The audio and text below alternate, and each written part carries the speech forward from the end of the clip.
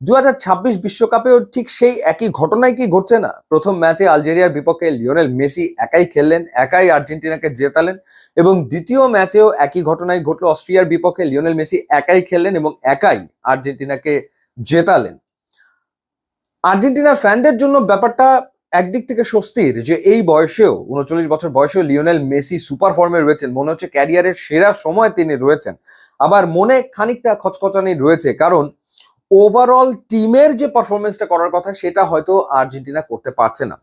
আমরা যদি বাদিক থেকে শুরু করি, যেখানে ডি মারিয়ার অভাবটা একেবারে স্পষ্টভাবে ফুটে উঠেছে। লাস্ট ওয়ার্ল্ড কাপে লেফট ফ্ল্যাঙ্গে ডি মারিয়া যেরকম খেলেছিলেন, সেই জায়গাটাতে স্কালোনি পরপর দুটো ম্যাচে স্টার্টিং লাইন আপে রেখেছিলেন আলমাডাকে, কিন্তু আলমাডা আসলে পারফর্ম করতে ব্যর্থ হয়েছেন, যেই কারণে তাকে তুলে নেওয়া হয়েছে এবং পরবর্তীতে নামানো হয়েছে গঞ্জালেসকে। গঞ্জালেস নামার পর একটা গোলের সুযোগ তিনি পেয়েছিলেন। একটা কর্নারে তিনি যে হেডটা নিয়েছিলেন সেটা সাইড পোস্ট ঘেসে বেরিয়ে যায়। তিনি ডেফিনেটলি আলমাডার চেয়ে বেটার ফুটবল খেলেছেন, তারপরেও বাদিকের ওই জায়গাটাতে ডি মারিয়ার অনুপস্থিতি টের পাওয়া যাচ্ছে, এটা নিয়ে কোনো সন্দেহ আসলে নেই। এবার আসা যাক এনজো ফার্নান্দেস কিংবা ম্যাক অ্যালিস্টার প্রসঙ্গে। এনজো ফার্নান্দেস লাস্ট ওয়ার্ল্ড কাপে দুর্দান্ত ফুটবল খেলেছেন, কিন্তু এই ওয়ার্ল্ড কাপে পরপর দুটো ম্যাচে আলজেরিয়া এবং অস্ট্রিয়ার এগেনস্টে দেখা গেছে যে ডিফেন্সেই তাকে বেশি কন্ট্রিবিউট আসলে করতে হচ্ছে, নিচে নেমে আসতে হচ্ছে, বল রিকভার করতে হচ্ছে। সেই কাজটা ম্যাক অ্যালিস্টার এবং এনজো ফার্নান্দেস দুজনই করছেন। অর্থাৎ অ্যাটাকিং মিডফিল্ডার হিসেবে তাদের যে রোলটা আরেকটু প্লে করার কথা, সেইটা একটু অপূর্ণ রয়ে যাচ্ছে এমনটা আসলে মনে হচ্ছে। এর কারণ হচ্ছে ডিফেন্সে আর্জেন্টিনার যে ব্যাক লাইন, সেখানে ক্রিস্টিয়ানো রোমেরো বা লিজেন্দ্রো মার্টিনেস তারা আসলে ফুললি ফিট কিনা সেই সংশয় তো থাকছে, এবং ক্রিস্টিয়ানো রোমেরোকে তুলেই নিতে হলো, তাকে তুলে নিতে হয়েছে, পরবর্তীতে ওটা মেন্ডিকে নামাতে হয়েছে। একটা ভালো দিক যে মেদিনা, যিনি পরপর দুটো ম্যাচ খেললেন লেফট ব্যাক হিসেবে, তিনি অসম্ভব ভালো ফুটবল খেলেছেন, কোনো সন্দেহের ব্যাপারে নেই। রাইট ব্যাক হিসেবে মলিনা খেলেছেন, মন্টিয়ালো ইঞ্জুরিতে পড়ে গেছে, সো মলিনা ভালো খেলেছেন, কোনো সন্দেহের ব্যাপারে নেই।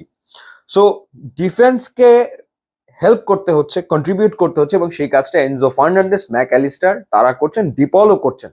এবং ডিপল করতে গিয়ে হয়তো তিনি টায়ার্ড হয়ে যাচ্ছেন, এবং সেই কারণে একটা সময় ডিপলকেও তুলে নেওয়া হয়েছে, যেখানে পারদেসকে নামানো হয়েছে।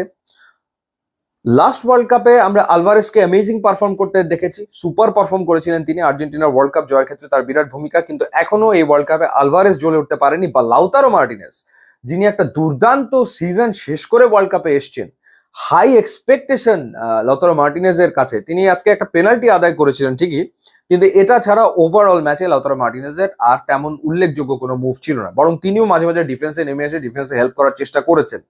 সো এই যে আলভারেজ বা লাউতারো মার্টিনেজ, তাদের রিদমে ফেরাটা খুব জরুরি। স্কালোনিকে তার লেফট ফ্ল্যাং এর ব্যাপারে কোনো না কোনো ডিসিশনে যেতেই হবে। নেক্সট ম্যাচে আমার মনে হয় যে স্টার্টিং লাইন আপে হয়তো গনজালেসকেই তিনি রাখবেন, আলমাডাকে না রেখে, হয়তো, অথবা অন্য কোনো প্ল্যান তিনি করতে পারেন। মোট কথা হচ্ছে যে আর্জেন্টিনার অ্যাটাক সবই মেসি তৈরি করছেন, তিনি তৈরি করে দিচ্ছেন, এবং তিনি আসলে গোল করছেন। ওয়ার্ল্ড কাপে 5টা গোল আর্জেন্টিনা করেছে, 5টাই তার। ইতিহাসের পাতায় লিওনেল মেসি নাম লিখিয়ে ফেলেছেন। বিশ্বকাপের ইতিহাসের সর্বোচ্চ গোলদাতা এখন মেসি, মিরোস্লাভ ক্লোজাকে তিনি ছাড়িয়ে গেছেন।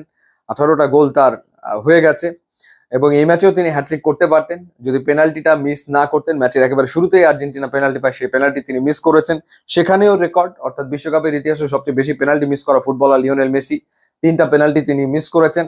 ওটা বাদ দিলেও ফার্স্ট হাফে আরো দুটো গোলের সুযোগ তার সামনে ছিল, সেখান থেকে আরেকটা গোল হয়ে গেলেও মেসির আসলে ব্যাক টু ব্যাক হ্যাট্রিক হয়ে যায়। যাই হোক, সেটা হয়নি। আর কত হবে, আর কত হবে, তিনি আর কত করবেন। যাই হোক, তিনিই করছেন, তিনিই খেলছেন, তিনি দলকে জেতাচ্ছেন, সবচেয়ে গুরুত্বপূর্ণ ব্যাপার এটাই। এবং আর্জেন্টিনা এই মুহূর্তে রাউন্ড অফ 32 নিশ্চিত করে ফেলেছে অস্ট্রিয়াকে হারিয়ে। 2 ম্যাচে 2 জয়, টেবিল টপার এখন তারা। সুতরাং খানিকটা সময় স্কালোনি পাচ্ছেন, এই সময় তিনি দেখবেন যে ঠিক কোন জায়গাটাতে কি ধরনের কারেকশন আসলে তার করার দরকার। বেঞ্চে অনেক ফুটবলার রয়েছে, নেক্সট ম্যাচে আমার মনে হয় তিনি একটু বেঞ্চ স্ট্রেংথ বাজিয়ে দেখারও প্রয়াসে হয়তো যাবেন। এই ম্যাচে তিনি 5টা চেঞ্জ করেছেন ওভারঅল, অর্থাৎ গেম টাইম তিনি দিচ্ছেন তার প্লেয়ারদেরকে। তারপরেও অনেক জায়গাতে অনেক কারেকশন ডেফিনেটলি করে নিতে চাইবেন যখন নকআউট স্টেজ শুরু হবে, ঠিক তার আগে। সো আরো একটা ম্যাচ তিনি আসলে পাচ্ছেন। সো ম্যাচটা লিওনেল মেসির, এবারের ওয়ার্ল্ড কাপের 2 ম্যাচ, 2টা জয়, 2টাই মেসির জয়। সো মেসির জয়।